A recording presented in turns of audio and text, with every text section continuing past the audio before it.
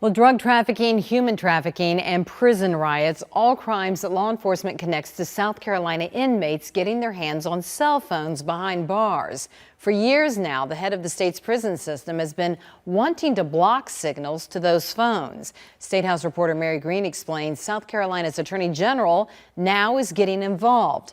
Mary sat down with the AG to find out why. This is about cell phones, and you've heard us talk about these over and over again. These folks are fighting over real money and real territory while they're incarcerated. Those words from South Carolina Corrections Director Brian Sterling nearly 5 years ago, speaking after 7 inmates were killed during a riot at Lee Correctional Institution. Law enforcement blamed cell phones as one of the major causes of the deadly 2018 riot. It's the #1 public safety threat, I think, in the country.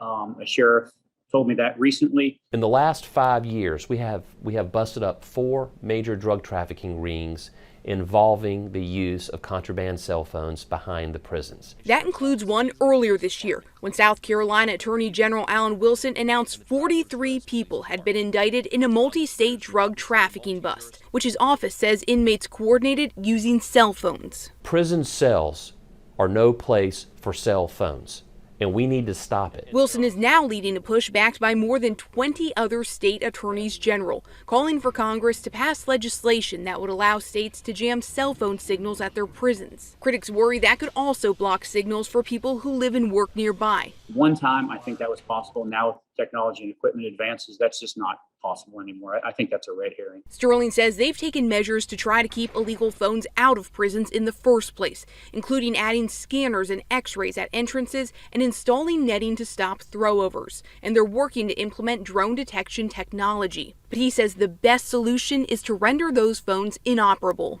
If we could just jam, just like federal prisons are able to jam, these cell phones, a lot of this would go away almost overnight. But Sterling says there might be a middle ground. Last year, the FCC adopted a rule that would allow state prison systems to turn off illegal cell phone signals within 5 days of identifying them. Sterling says South Carolina applied for this and has been certified, but isn't able to actually do it yet. All I want from the FCC right now is some type of answer as to how long this is going to take, and we can't get that answer. I need to know that. I reached out to the FCC asking that same question, but I haven't heard back either.